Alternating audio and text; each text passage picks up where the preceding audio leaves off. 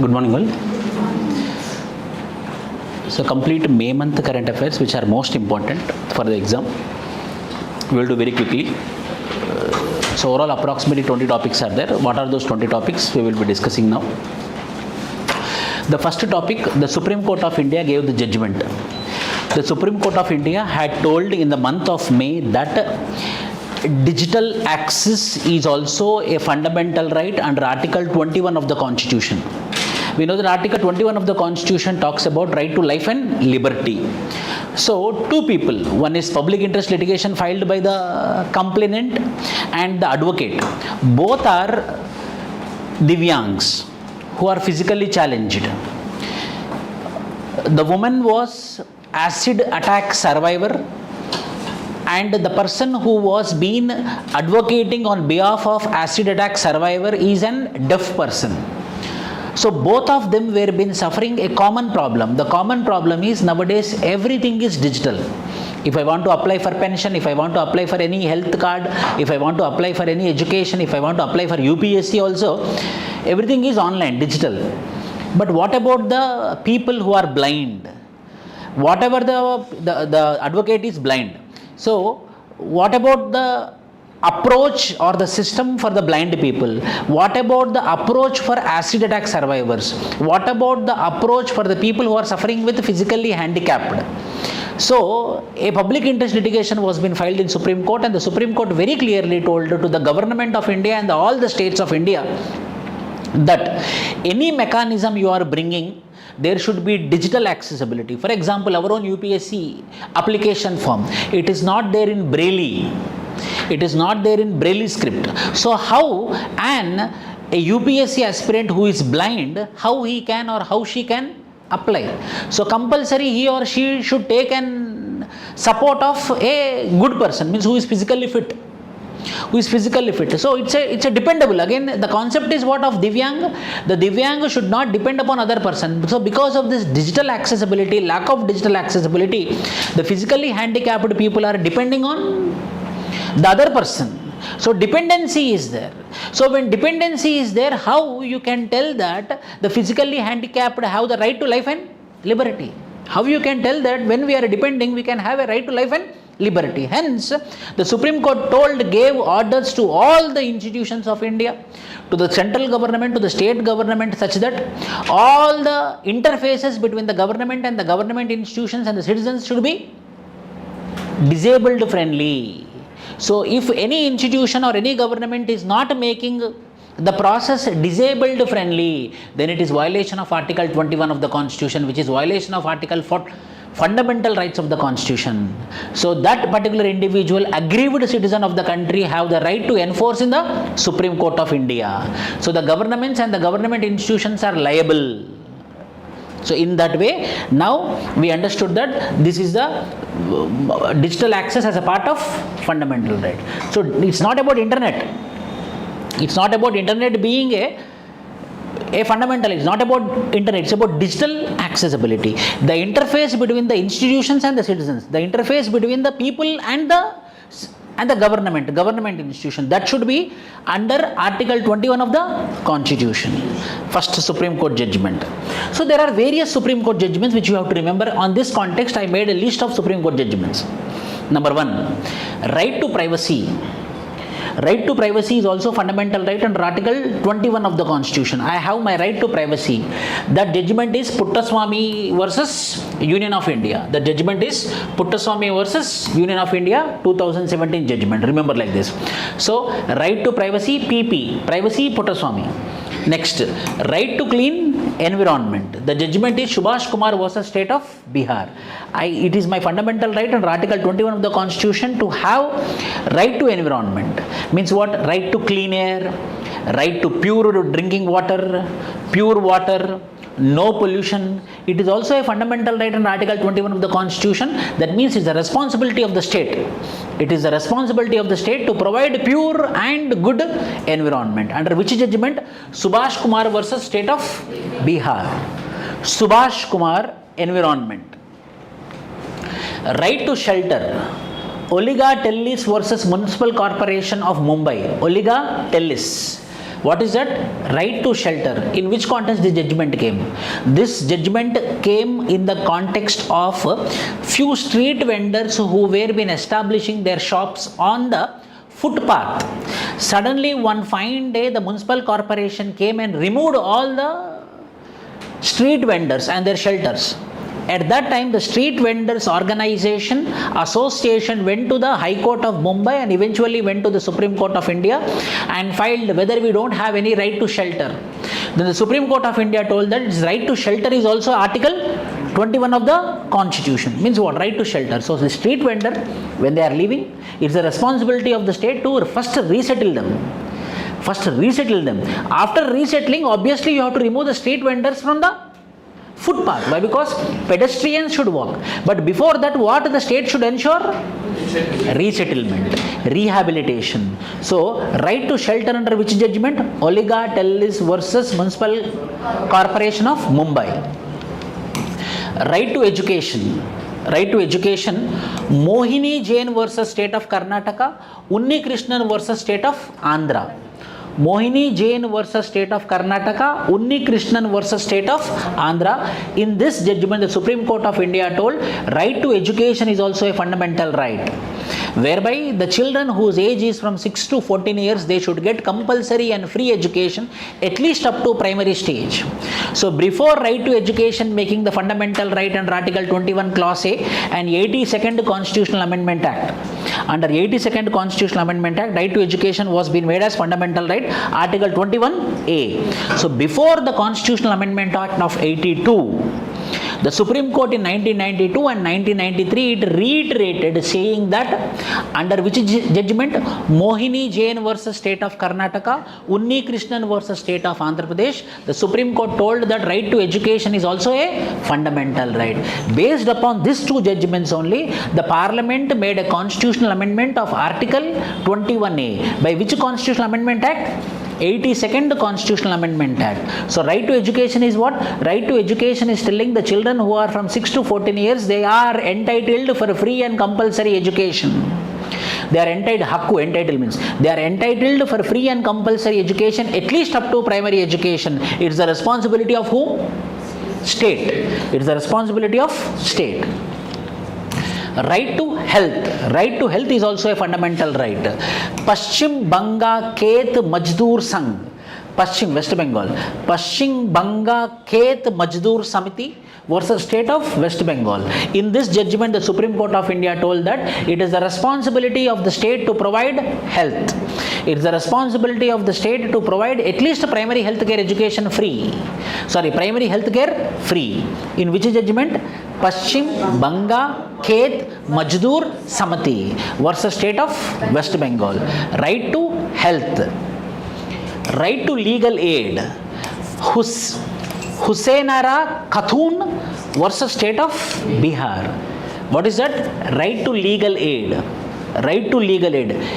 When I am poor, when I am SC, ST, when I am BC, comes under non-creamy layer. When I am LGBT, when I am old person, I will not have money to recruit a lawyer for any legal services. Then what about me? Whether I should lose my case in the court? So at this particular context, the Supreme Court of India under Husainara Khatun versus State of Bihar, the Supreme Court told that in that particular situation, who are SC, who are ST, who are OBC non-creamy layer, who are LGBTs, who are old people, who are women suffering with any disability, they will be provided free legal aid. They should be provided with free legal aid. Under which judgment? Husainara Khatun versus State of Bihar. What is the judgment called as? Right to legal aid. వాళ్ళ హక్కు అన్నమాట. Legal aid దొరకడం, తీసుకోవడం, డబ్బులు ఉంటే డబ్బులతో తీసుకోవడం, డబ్బులు లేకపోతే ఫ్రీగానన్నా స్టేట్ ఇవ్వడం. These are the two right to legal aid. Next, right to livelihood under Oliga Tellis versus Municipal Corporation. Why? Because the street vendors' livelihood was been removed by whom? Municipal Corporation. So suddenly they lost their livelihood. At a junk of minute they lost their livelihood. So right to livelihood is also a fundamental right. It is the responsibility of the state to ensure livelihood. After ensuring livelihood, you can go for the mechanism of removal of street vendor, but without ensuring livelihood, you cannot remove their livelihood. Under which judgment? Oliga Tellis versus Municipal Corporation of Mumbai. Right to digital access now. Supreme Court judgment. The petitioners are from Tamil Nadu. Supreme Court judgment, April. Sir, why everyone have the name? Why here there is no name? Why? Because physically handicapped women, exclusive women issues, children issues, the name should not be declared. Under this context, the names of those petitioner, acid attack survivor, as well as the advocate name was been not mentioned. That is the reason we call it as what? Supreme Court judgment of April 30th, and the orders came in on the May 1st, 2025. So these are the most important judgments under right issues. Rights issues. Again, just a quick revision. First one, right to privacy. Puttaswamy judgment, right to clean environment. Subhash Kumar versus State of Bihar. Third, right to shelter. Oliga Tellis versus Municipal Mumbai Corporation. Right to education, 2 judgments. Mohini Jain versus State of Karnataka and Unni Krishnan versus State of Andhra. Right to health. Paschim Banga Khet Majdoor Samiti versus State of West Bengal. Right to legal aid. Husainara Khatun versus State of Bihar. Right to livelihood. Oliga Tellis versus Municipal Corporation of Mumbai. Last, right to digital access. Supreme Court judgment in the month of April and May. So this is the most important judgments under Article 21. These all articles, these all judgments comes under which article? Article 21 of the Constitution. Next, second most important. Cabinet approved Greater Hessarghatta Grassland Conservation Reserve. Very, very costly area this is. On the suburbs of Bengaluru. All people eyes are there on these grasslands. Just beside the software capital of India, just beside the software companies, one grassland is there. That grassland is called as Hessarghatta grassland. So if it really becomes commercial, if it is sold, 1 square yard will be sold for 2 lakhs rupees. 1 square yard will be sold for 2 lakhs rupees, means 100 gajalu. 100 square yards means how much it is? 2 crore. So 100, this much area, 100 square yard will be 2 crore. Very, very costly area. So which is constituting nearly 50 hectares of land. That is the reason it is in the news. So that much costly, but the state government of Karnataka declared it as what? Conservation Reserve. 15th Conservation Reserve. Under Wildlife Protection Act of 1972, 15th Conservation Reserve was been made by the state government of Karnataka in order to protect Hessarghatta grassland.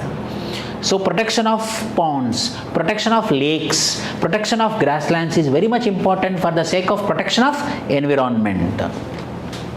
Government of Karnataka officially notified Greater Hessarghatta Grassland Conservation Reserve under which act? Wildlife Protection Act. So how much? See, 5,678 acres.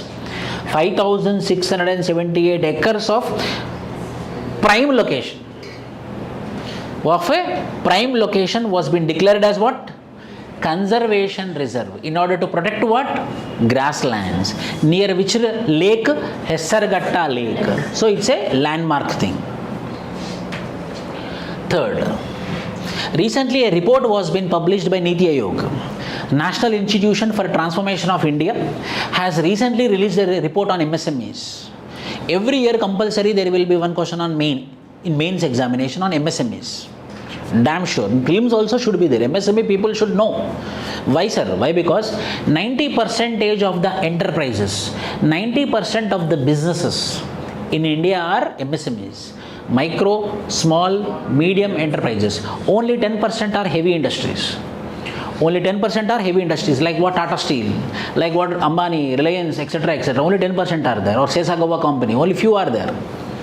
Remaining all are 90% of the enterprises are MSME, micro, small, medium enterprises. A report was being published by NITYOG.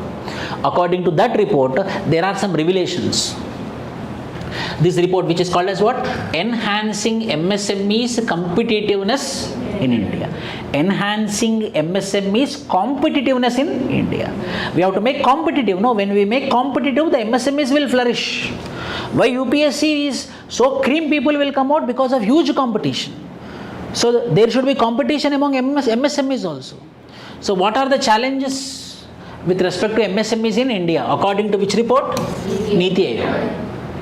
So according to the NITY Aayog report, there are some challenges identified by the NITY Aayog. Number 1, limited access to formal credit. They don't get credit easily. So the NITY Aayog identified the challenges which are faced by MSME sector. Limited access to formal credit. Loans will not be given easily. We have lot of schemes like Startup India, Stand Up India, yes or no? But it's not easy, that much easy. They are micro, they are small enterprises. They will ask for mortgage, they will ask for collateral guarantee. అంటే ఏదో guarantee పెట్టమంటారు, collateral అంటే ఇస్తే నేను ఇస్తాను అన్నట్టు. Mortgage, ఇల్లు mortgage పెట్టమంటారు, కార్ను mortgage పెట్టమంటారు, అవి లేవు వాళ్ళ దగ్గర. So when they don't have this, they will not get credit. When they don't get credit, they cannot reinvest. When they cannot reinvest, they cannot grow. So these are the challenges which are faced by MSME sectors in India. One is what? Limited access to formal credit. Number 2, high informality. 90% are what? Informal. Street vendors, informal. They are not recognized, they are not identified, they are not registered as companies, they don't have GST number, they don't have company PAN number. So when they don't have this, they are called as informal. Then what is the benefit of being formal? If they are formal, if they lost, they can go to the court and they can file insolvency, bankruptcy. So some sort of protection will be there when they are formal. When they are not formal, then what? If the business collapses, if the business losses, they will not get any guarantee from the government. So most of the MSMEs are what? Informal. When they are informal, they will not get any guarantee. So second thing is what? High informality. Third, skill gap. The biggest problem India is facing with what? Skill gap. They don't have that skill, but still they will establish it. Why? Because everyone are establishing it. Oh, it is success, so I will also establish it. But they don't know how to do it. There is a lot of skill gap. MSMEs, micro small enterprises, runs on individual skills. Without skill, it won't run. Why? Because it is not employment, no. Employment means what? What will happen if they don't have skill also? At least they will see for 1 month and they will do the payment. At least 1 more month they will see and they will do the payment. At least 2 months of payment they will get if the recruitment happens without skill. But in business, what will happen? Every day there will be a challenge. In business, every day there will be a challenge. Every day they have to struggle. Every day they have to struggle. If they want to come out of the struggle, means they should be skilled. The skill is required in business sector. The skill is required in MSME sector rather than in employment. But what is happened? Skill gap. Technology adoption and infrastructure deficit. They don't have proper infrastructure. They are not in a position to adopt the technology also. Product diversification and market access. They don't know how to get the access of market. They will not product diversified. They will depend only on one. Mind will be single-minded. Means when they are into business, they should be diversified thought. Compliance burden. Big problem. If they want to become formal also, lot of compliance will be there. Certificate submission, every month GST submission. They should be compliant. If they are that much knowledgeable, obviously they will become very big, no? So compliant burden. These are the challenges which are faced by which? MSMEs. So NITY Aayog gave recommendations. Directly you can write in the answer. NITY Aayog recommendations in order to enhance the competitiveness among MSMEs. NITY Aayog recommendations in order to flourish MSME sector. NITY Aayog recommendations in order to make the MSME sector to thrive. What are the recommendations? Reforming credit access. Give them credit. Give them credit. First time banks take risk. If they pay first time, second time you don't take any risk. Why? Because already they are a very good payer. So next time also they will pay. Give more credit. Why? Because they want loans. When they get loans, then only they can reinvest. No. Skilling and workforce alignment. Technology and innovation.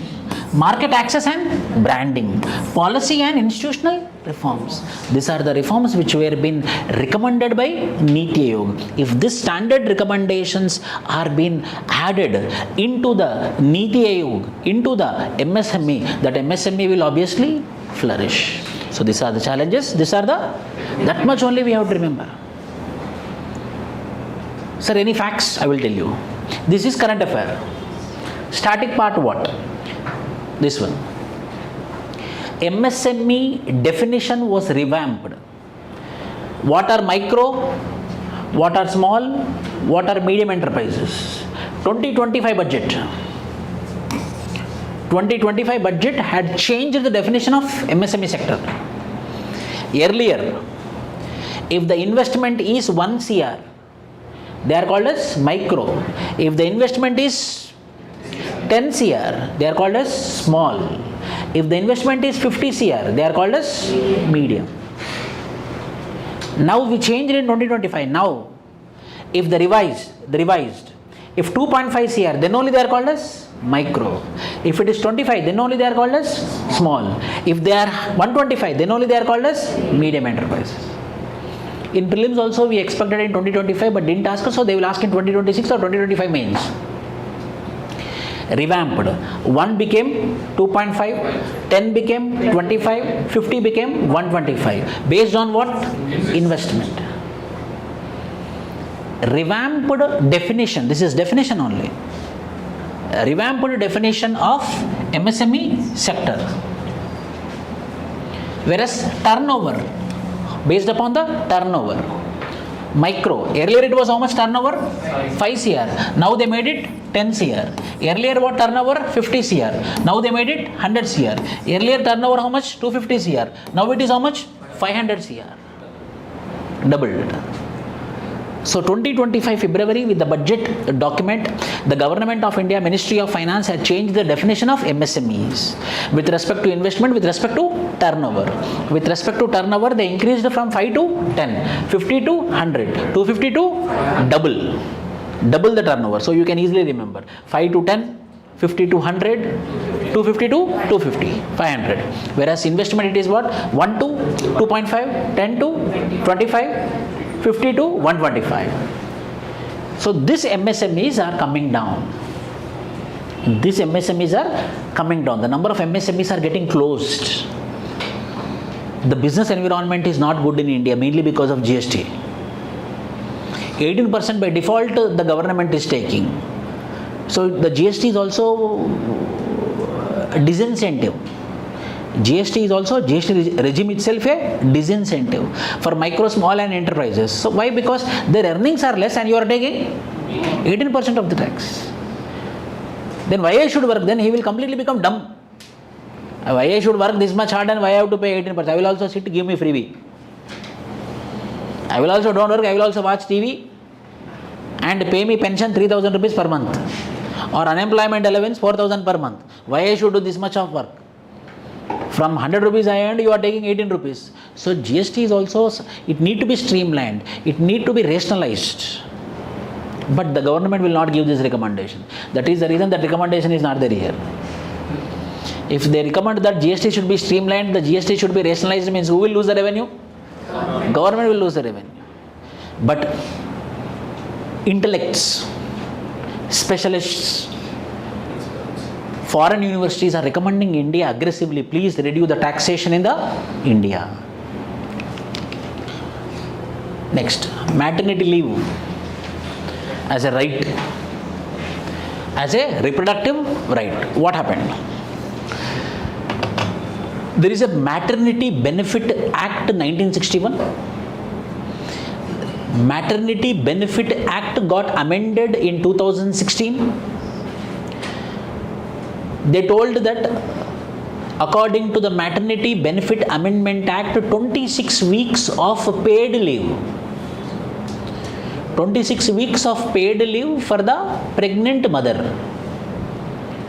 And post-delivery till 6 months. In that post-pregnancy 6 months and before pregnancy 6 months, in this particular time period, she can take how many days of leave? 26 weeks, which means 4.5 months she can take leave, paid leave. paid leave she can get up to 4.5 months. But there is a condition according to the Maternity Benefit Amendment Act that for only 2 children. First 2 children 26 weeks, for the third child it is 12 weeks. Now what happened? Tamil Nadu government teacher went to the Madras High Court for her third child maternity leave. When she went for Madras High Court for maternity leave for the third child, the Madras High Court told for only 2 children you will be getting 26 weeks of leave, but for the third child you will be getting 12 weeks. 12 weeks of leave.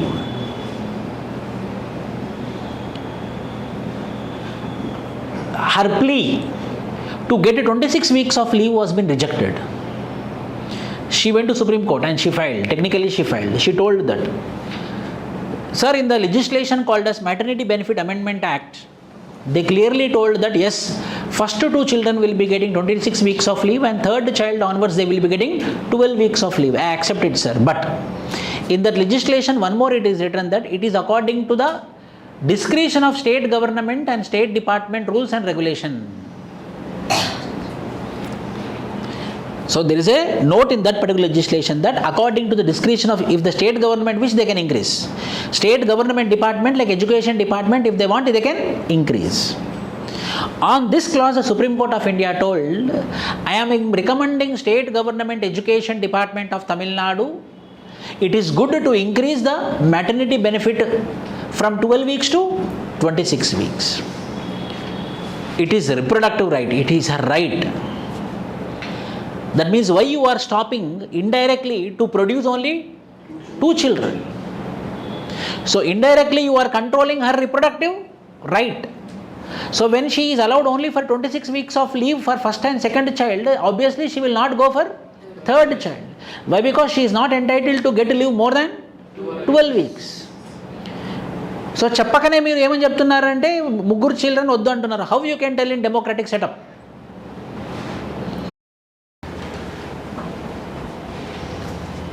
Next, India's largest anti-Naxal operations. We know that anti-Naxal operations were being started. India's largest anti-Naxal operation by the name called as Operation Black Forest. In the May month, their Operation Sindoor was been happening. Parallelly, Operation Black Forest was been happening very aggressively, such that they targeted all the Naxalites. They targeted all the groups, mainly in the area of Karrekuntala Hills. Karrekuntala Hills they targeted on the borders of Chhattisgarh and Telangana. A long time bastion, they already killed in this particular Operation Black Forest 31 Naxalites, includes 16 women. A very big operation was been conducted. The central government planned it, the central government had applied it, and central government went very aggressively targeting Naxalites. Under which name? Operation Black Forest. And the hills name is called as Karrekuntala Hills. So there are things which you have to remember with respect to Operation Black Forest. Before that, there is something called as Red Corridor. Earlier, the Red Corridor was been from Andhra Pradesh. It is called as Tirupati to Pashupati. It is called as Tirupati to Pashupati. This complete area is called as Red Corridor. From Tirupati to Pashupati. So slowly what is happening? The influence of Maoists has been reduced. The influence of Maoists has been reduced. Andhra Pradesh, Telangana, Karnataka reduced. In some parts of Bihar it got reduced. In some parts of Odisha it got reduced. But it is very severe in Chhattisgarh. Little bit parts of Odisha. Little bit parts of Jharkhand. So the Red Corridor has been reduced. Pashupati means Nepal. Tirupati means Andhra Pradesh. So the distance from Tirupati to Pashupati is called as Red Corridor, but because here there is influence of whom? Maoists. This, the government, mainly the BJP government, the right-wing government, want to eliminate these left-wing people. Maoists are who? Left-wing people. So at the time of Operation Sindoor, at the same time they also started another operation called as parallelly Operation Black Forest to eliminate all the Naxals. So what are the status which you have to remember? the number of left-wing affected, the number of left-wing affected districts has been decreased from 126 in 2014 to now how many? 18. So the government, 2014, why I mentioned 2014, which government came? BJP government. So the BJP government targeted to eliminate the Naxalites, and they eliminated the left-wing extremist affected district were how many? 126. Now reduced to how many? 18 districts. Now this Narendra Modi government is planning to reduce 18 to 0. Good thing only. Why? Because it's violence. They are creating what? Violence. Most affected districts has been reduced from 35 to 6. The most affected districts has been reduced from 35 to 6. So you are getting the statistics. So once upon a time 126, now reduced to 18. Most affected were been 35, now reduced to 6. So the government of India is successfully eliminating Maoists. Violence has dropped significantly with an 81% reduced incidence and 85% reduction in deaths. Incidence has been reduced by 81% and deaths also reduced up to 85%. So there is a good sign that the Maoism influence has been reducing, the Naxalism influence has been reducing. Now to eliminate these 18 districts, to eliminate most affected districts of 6 to 0, now the government of India came up with another operation which is called as Operation Black Forest. So what are the schemes the government of India came in order to eliminate the Maoism from India? You have to remember this. Number 1, National Policy and Action Plan 2015. National Action Plan and National Policy and Action Plan. National Policy and Action Plan.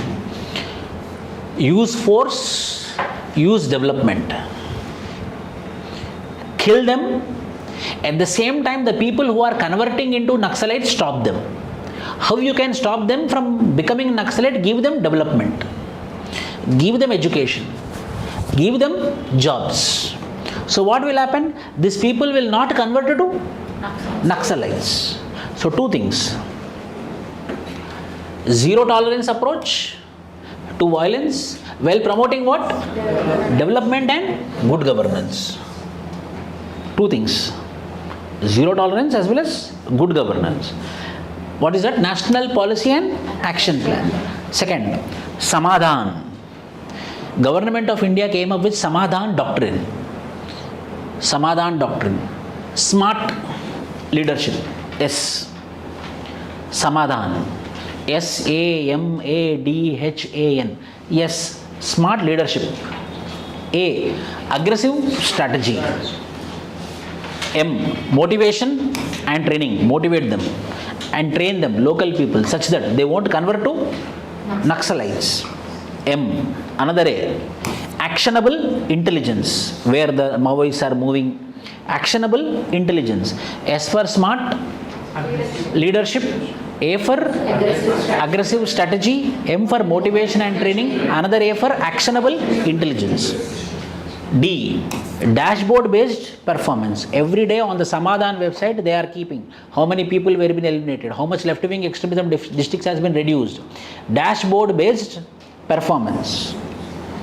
H. Harnessing technology. Use the technology. A for and. N. No access to finance. For every reason, for every violence, money is playing major role. So don't allow the finance to go into the Naxalites. This is called the Samadhan Doctrine. So the it represents a coordinated effort. The government of India came up with a doctrine. It's called as a doctrine. Doctrine called as Samadhan Doctrine. The Samadhan Doctrine, S is called as smart leadership. A is called as aggressive strategy. M is called as motivation and training. Another A is called as actionable intelligence. And D is called as dashboard based performance. H is called as harnessing technology, and N is called as no access to financing. So by this Samadhan Doctrine, the government is eventually reducing from Tirupati to Pashupati the red corridor, now with the operation called as Operation Black Forest, in order to remove the Naxalites from the country, in order to remove the Maoists from the country. So first is called as National Policy and Action Plan. Second is called as Samadhan Doctrine. Third, Development push. Give them development. The main problem for Naxalism in India is recruitments. Recruitments are happening. Who are recruiting into it? Tribals are recruiting in the Chhattisgarh region, in the Jharkhand region, in the Odisha region, in the northern Telangana part, in the northern Andhra Pradesh part. The recruitments are happening mainly from tribals. So give development to tribes. When they get development, they will think that I am getting development, I am getting education, I am getting health. Why I should convert myself into a Naxalism? So development push. For that, the programs were being like aspirational district program. Under aspirational district program, nearly 119 districts were been identified as left-wing extremism affected districts, and those districts were been named as aspirational districts, and these aspirational districts were being given development, exclusive care. Under whom? Under నీతి ఆయోగ్. నీతి ఆయోగ్ ఎక్స్క్లూజివ్గా ఈ ప్రోగ్రామ్ని చూస్తుంటుంది. దాని పేరు ఏంటంటే aspirational district program. Who are aspirational districts means the districts who are been affected by left wing extremism. So under this the Naxalites will be removed by giving what? Development. Dharti Aaba Janjatiya, Janjatiya means tribes. Dharti Aaba Janjatiya Gram Utkarsh Abhiyan focus on improving basic services and livelihood. So develop the tribes. Why? Because most of the recruitments are happening from tribals. So if you give them development, obviously the recruitments will stop. So 3 programs are there. First one is called as National Policy and Action Plan. Second one is called as Samadhan Doctrine. Third is by development push. For example, what? Aspirational district program and Dharti Aba Janjatiya Gram Utkarsh, Gram Empowerment. Village Empowerment Abhiyan, Village Empowerment Yojana. Dharti Aba Janjatiya Gram Utkarsh Abhiyan. And the operation name is called as Operation Black Forest, which started in which month? May month.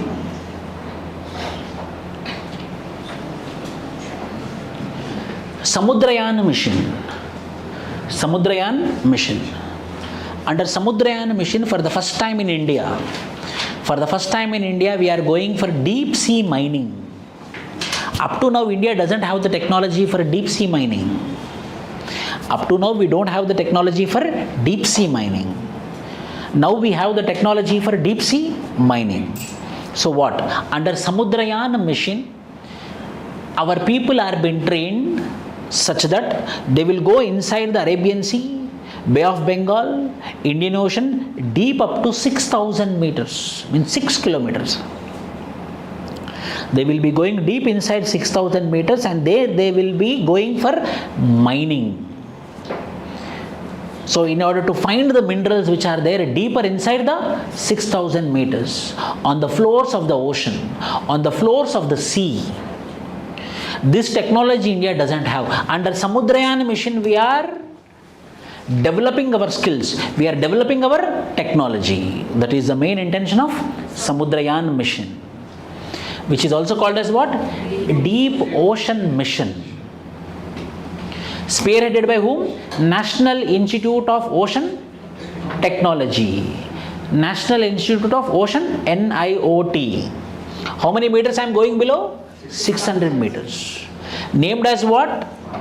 Matsya 6000, marking India's entry into an elite group of nations capable of deep sea human exploration. Deep sea. Poly mainly in the deep sea here.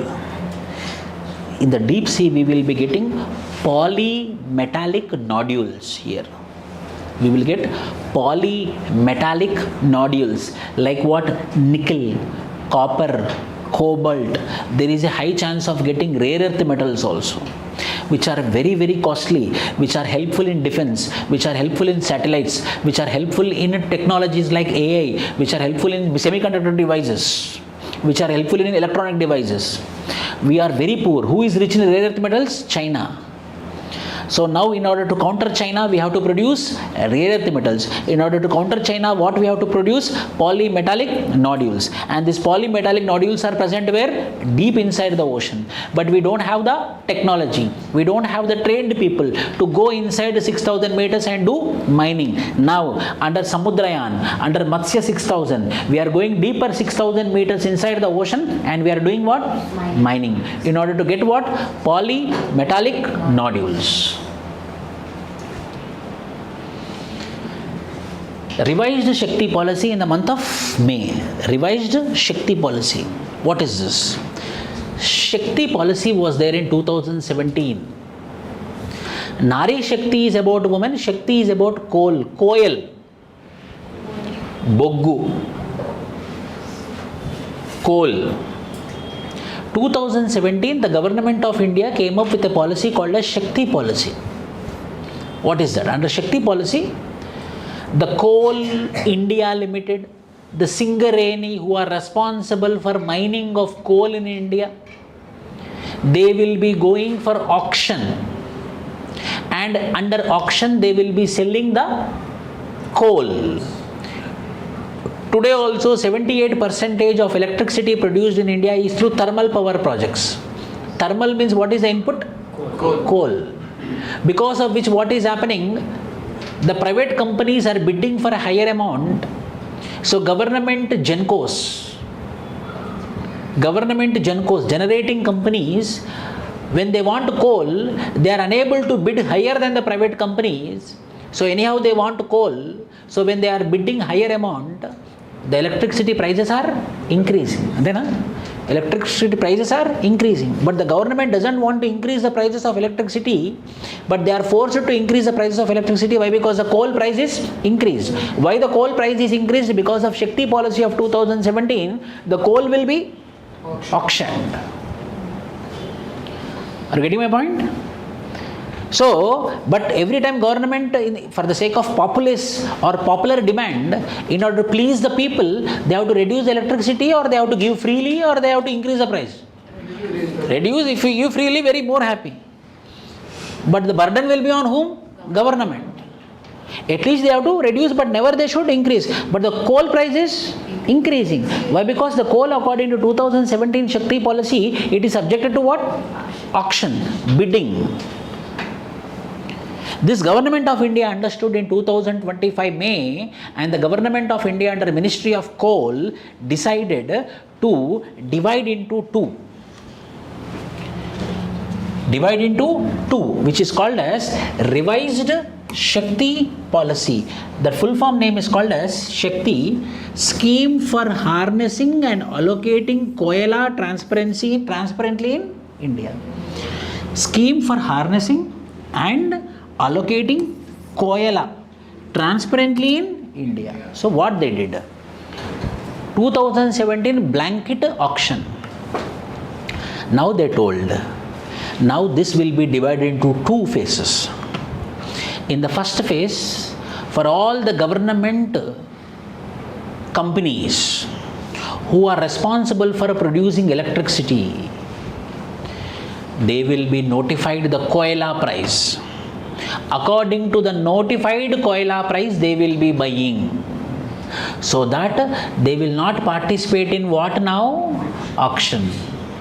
So when they don't participate in auction, what will happen? The price will be fixed, or the price will be dynamic? Fixed. When the price is fixed, whether the government, Genco companies, whether they will fix the price or whether it will be changing here and there? Fixed. So for the government companies who are producing the electricity, for them the coal will be given at notified prices, and remaining private companies who are producing electricity like Adani, Reliance, for them they should come under auction.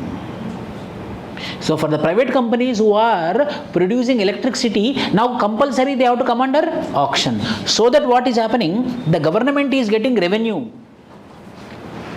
Because all the private company, when they are getting coal, they are going through which process? Auction. And the electricity prices is not increasing. Why? Because the government institutions who are responsible for production of electricity, they are not going through auction process, but they are getting notified price, fixed price. So this is called as revised Shakti policy, which is called as what? Scheme for harnessing and allocating koila transparently in India.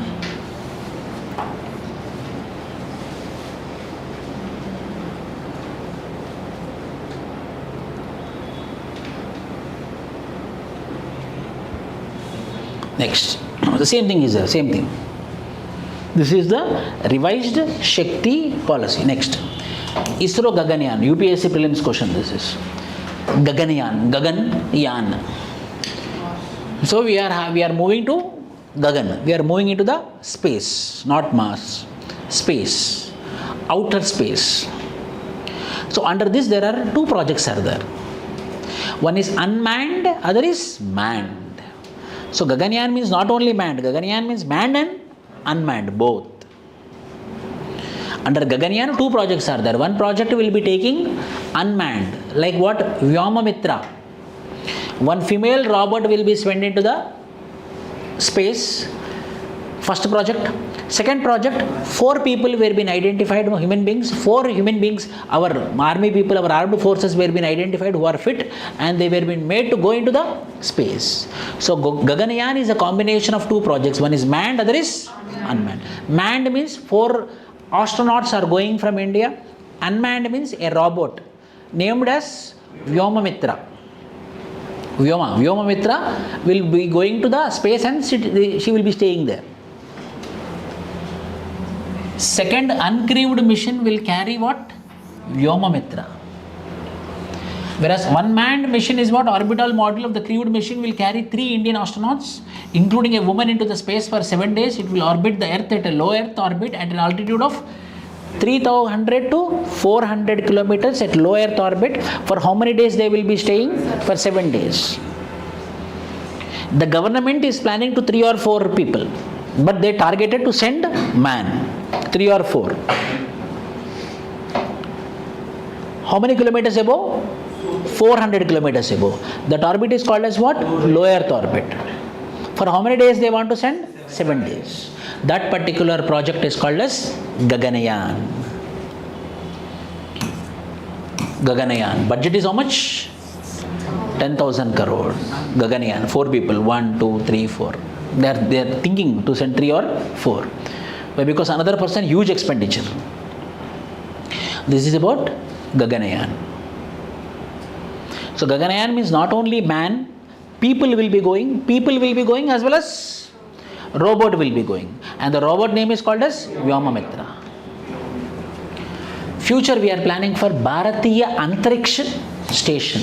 How there is International Space Station, we are also planning to construct our own space station called as Bharatiya Antariksha Station. By which year? 2028. And will be fully completed by which year? 20. So by 2028 we will be sending Bharatiya Antariksha Station, and we will be completing there by which year? 2035. That is our future prospect. UPSC will ask all questions on future prospects. Bharatiya Antariksha Station. Crewed moon. How we are going into the space? That is called as Gaganyaan. We are also planning to go on to the moon with man. Crewed moon mission. Crew. By which year? 2040. These are our future projects, whereby man will be going into the moon. How there is International Space Station, similarly there will be a space station of India. By which year? 2028, and will be completed by 2035. Next.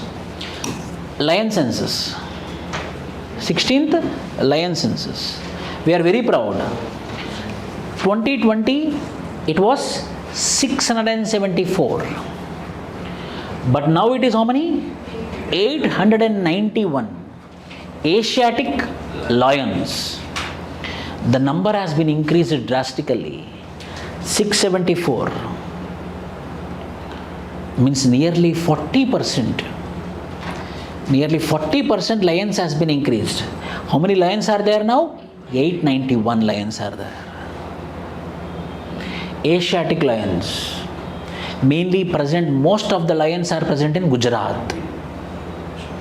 What technologies were being used to find them? High technology cameras, camera traps, radio collars, and e-Guj Forest mobile app, GIS, Geographical Information System software to create maps. In this way, 2020 it was 674, now it is how much?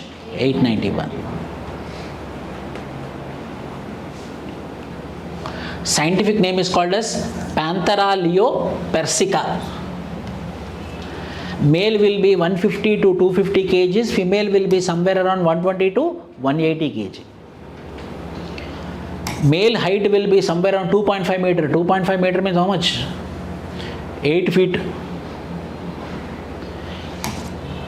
Birth 18 to 26 months. Carnivorous. Some information UPSC will be asking on lions. Lions have large, they will be moving in the groups called as pride. Chimpanzees will be moving in groups called as troops. Chimpanzee samoha nemantam manam troop. Troop, TROOP. Similarly, lions kuda samohal laga tirutayi annamata. Vaatni emantam manam prides. Male lion weigh up to 500 pounds, which is how much? Somewhere around 250 kgs, more than 250 kgs. And how many feet? 8 feet. Known as king of the jungles. Female lions and their sisters live together. Well, males stay with the pride until they reach. Males will live in that pride. Pride and a group. They will live in pride till they get maturity. Once they get maturity, the male lion will become alone. But the female lion will stay with the sisters. A lion's roar can be heard up to 5 miles away. A lion roar will be heard up to 5 miles away. Expected questions these are. Statements. Lions spend up to 20 hours sleeping. Only 4 hours it will get up in the night and it will go in the night for hunting and again it will sleep. Male lions patrol their territories regularly. Lions prefer to hunt at night, making it easier to catch prey. Night bird, night owl. రాత్రంతా మేల్కొని ఉంటుంది, పొద్దున తిరుగుతుంది అనమాట. రాత్రంతా తిరుగుతుంది, పొద్దున పడుకుంటుంది. This is 16th lion census revealed in the year 2025. Most important. Amreli with 339 lions has the largest district. Amreli district of Gujarat. Only in one district, how many lions are there? 339.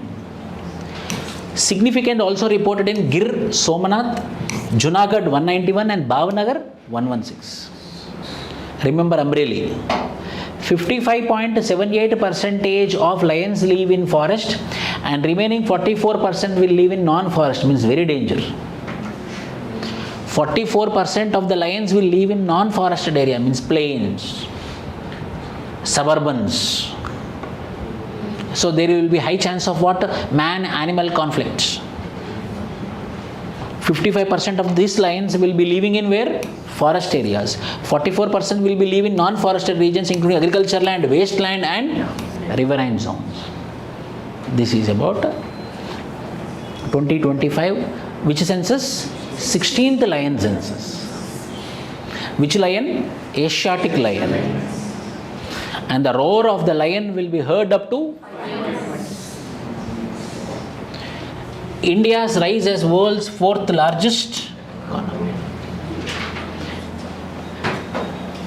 We are very lucky that in the month of May we witnessed the economy of India has crossed the 5th position and reached the 4th position by bypassing Japan. So now India is the 4th largest economy in the world. And by Amrit Kal, what is Amrit Kal? 100 years of independence. By 2047, we are planning to become the world's #1 economy in the world. So the target of India is by 2047, we want to become the first economy in the world. By 2047, Amrit Kal. 2014 to 2014, tripled GDP due to liberalization and IT boom. But however, from 2014 to 2024, it has been reduced because of GST, demonetization, COVID-19, inflation.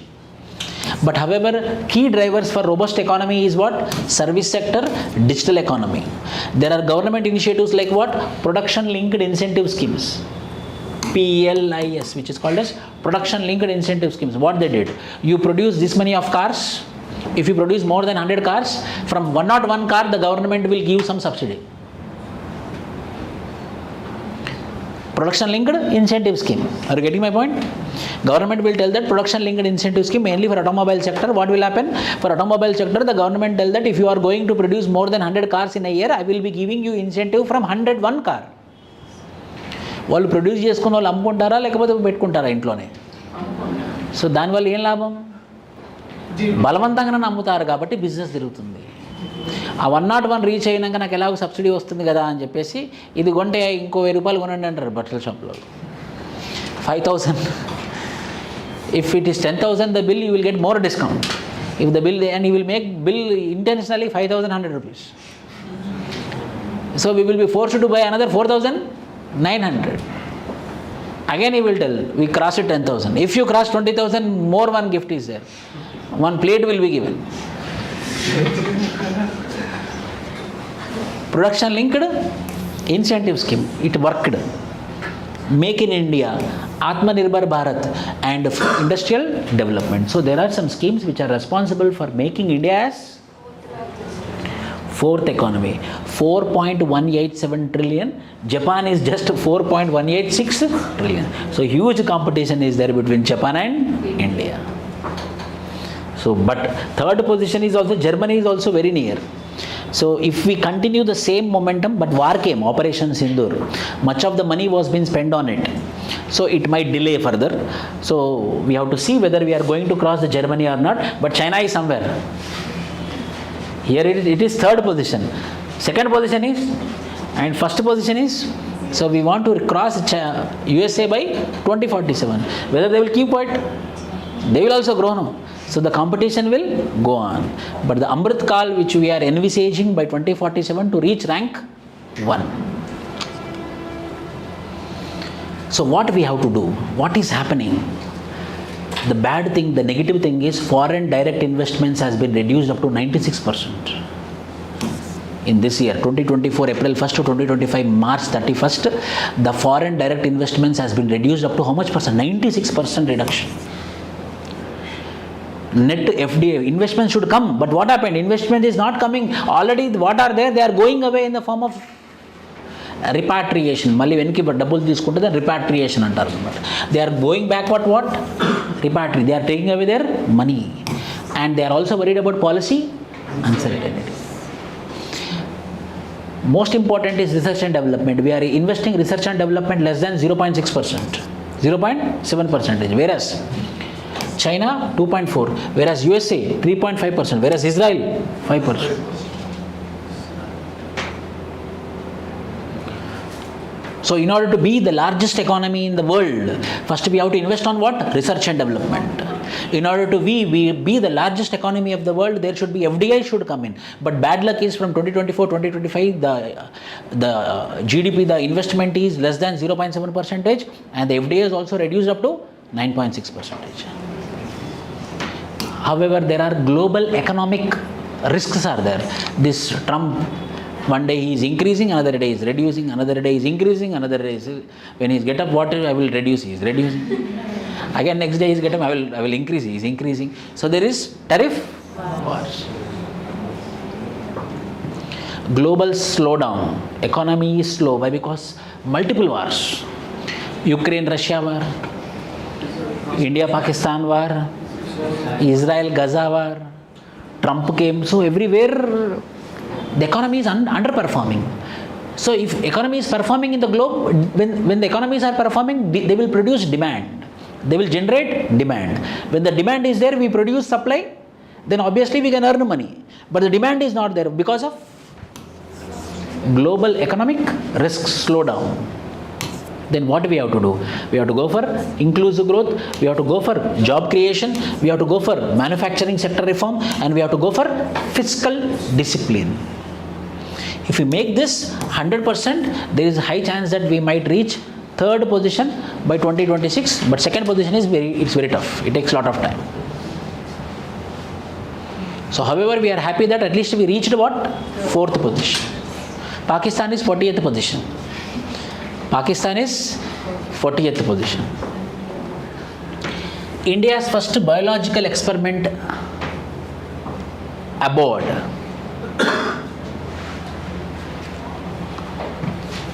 International Space Station, Axiom 4. Axiom 4 mission. It is there in the prelims also, but it is most, again it can be repeated. Why? Because most important, Axiom 4 is the fourth private astronaut mission to the International Space Station. Fourth private mission to go to the International Space Station. Fourth, Axiom 4. First, Axiom 1. Axiom 2, Axiom 3, now what? 4. That is the reason fourth. Axiom 4. Now, the fourth private to go to the International Space Station through the mission called as Axiom 4. Here, we are planning to send in this Axiom 4 our Gaganayatris. We are making our Gaganayatri Shukla to go in that Axiom 4 and go to the International Space Station and study there. Is there any possibility of generating algae, generating cyanobacterium, so that there we can produce nutrition food? When we produce nutrition food there, then people can go and stay there. Hence, Department of Biotechnology is also part of ISRO.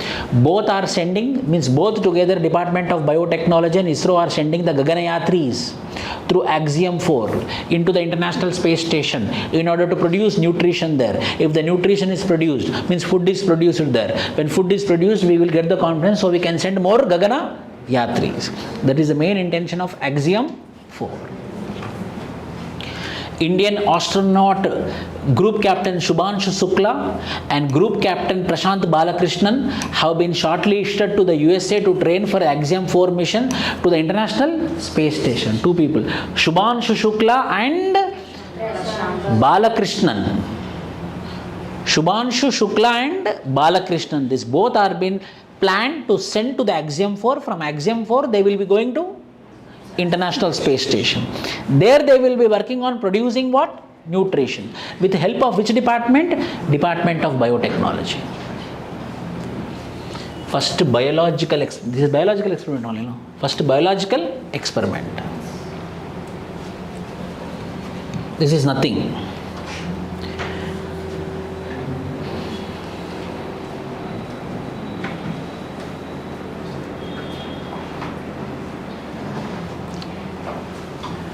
Free movement regime. Till February 2020, this is very important for anthropology optional student as well as in Indian society as well. On the borders of Myanmar and Manipur, Nagaland, Arunachal Pradesh, there is a regime called as free movement regime. Under free movement regime, the tribes will be allowed to move inside the Myanmar freely and again come to the India side. That particular movement is called as free movement regime. But recently the government of India had stopped it. Now onwards there will be no free movement regime. So mainly in Manipur, the tribal communities came onto the roads and they are doing agitation saying that our tribes, our people are located on the other side of Myanmar. We want to move there. Why you stopped a free movement regime? You created border, but we people used to live together on the either side of border. So please remove the free movement regime was the demand of the tribes on the border states of Manipur, Nagaland and Arunachal Pradesh. That concept is called as free movement regime. There will be this one. If you see here, This one. This is the most important thing which happened in the May month. So from this side 16 kilometers, this side 16 kilometers. Freely move. This is what international border. This is what international border. India-Myanmar border. So before February 2023, the tribes who are living on this side of 16 kilometers, this side of 16 kilometers, they can freely move into India, they can freely move into the Myanmar. But government had worried about infiltration. Government had worried about insurgency. So government had stopped what? Free movement regime. Because of what happened in Manipur. BTs versus cookies. So in order to stop such form of violence, now the government of India had stopped for free movement regime. Now the people are demanding that the free movement regime which was there till February 2023 need to be restarted or reinitiated. That is the concept all about. Mizoram, Manipur, Nagaland, Arunachal Pradesh. Mizoram is not that much impacted. What is most impacted? Manipur, Nagaland and Arunachal Pradesh. Mizoram, Manipur, Nagaland and Arunachal Pradesh. How much Arunachal Pradesh shares? How much kilometers of border? 520 kilometers of border with Myanmar. Yes, free movement regime.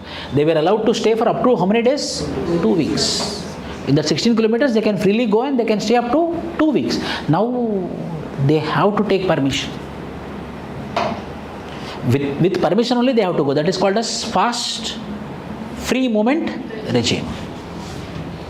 Agrivoltaics. This is also current affair which is very important for your prelims examination. Simple. When agriculture is there, above the agriculture up to 2 meters, 3 meters on the top there will be solar panels. So agriculture will be happening and the solar panels will be producing electricity. And this electricity which is produced by the solar panels will be linked to what? Grid. So if they want to sell it, they can sell it. If they want to use it, they can use it. That particular system is called as agrivoltaics. Why it is in the news? Pradhana Mantri Surya Bijli Mufti Yojana. Under this, the government is promoting the agriculturists to go with what? Agrivoltaics. So that they will be producing the electricity by using what? Solar panels. This is called as agrivoltaics. See, agriculture is there. On the top, up more than 2 meters, 3 meters, what is there? Solar panels is there. HDI. Our rank is how much? 130 by how many countries? 193. Our rank is 130 rank. 3 are there. One is health, other is education, other is standard of living. These 3 measurements are there. Who will be giving the report? UNDP, United Nations Development Program. 0 means lowest, 1 means highest. And rank is how much? 130. Kamala and Pusa. This is very important.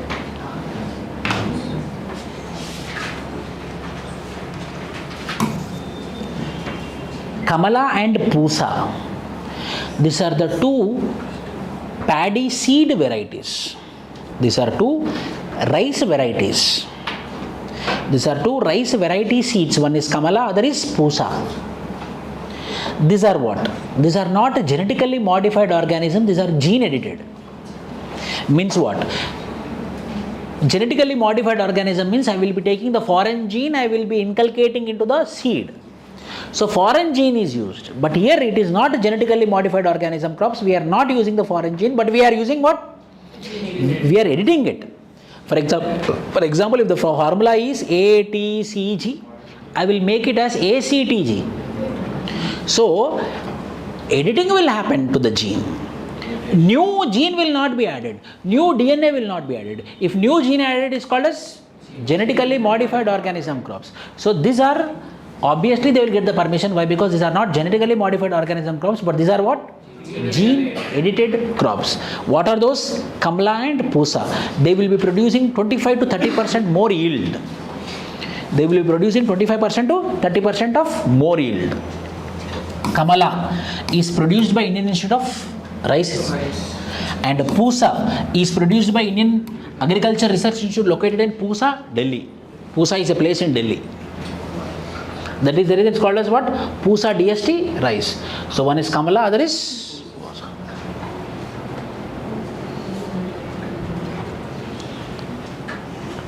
Vijayangam port.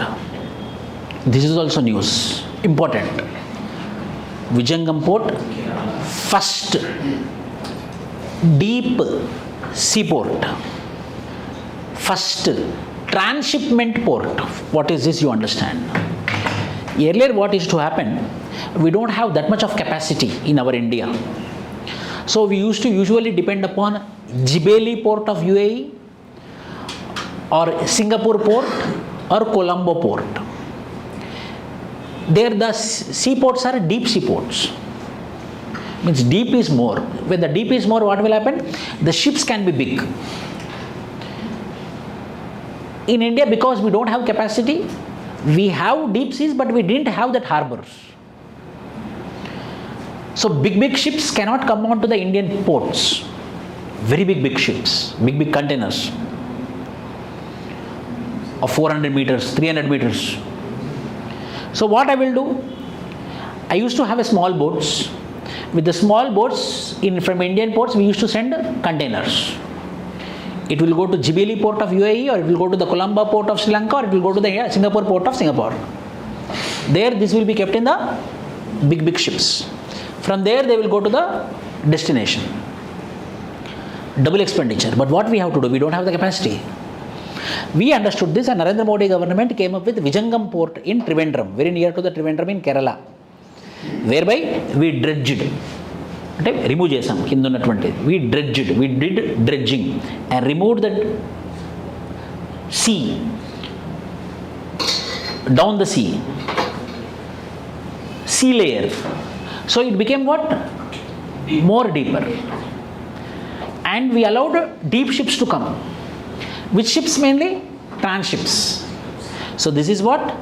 A first Vizhinjam International Seaport. This marks the commissioning of India's first deep water transshipment port. That is important. Deep water transshipment port. Earlier we should depend on Colombo, Singapore and Jibel. Now we no need to depend. Why? Because we have our own port. Already how many are there? Major ports, remember this. Gujarat, Deen Dayal, Mumbai, another Mumbai, Mormugao, Kerala, Goa, New Mangalore, Cochin, now Vizhinjam, Chidambaram, Chennai, Kamaraj, Visakhapatnam, Paradeep, Kolkata. Earlier 12, now how many? 30. Which state is having more major seaports? Tamil Nadu. Tamil Nadu is having Chidambaram, Chennai, Kamarajar. 3 are there. Overall how many? 12. West side how many? 7. East side how many? 6. West side how many? 7. East side how many? 6. Statement wise. East side is having more major ports when compared to west side. Correct or wrong?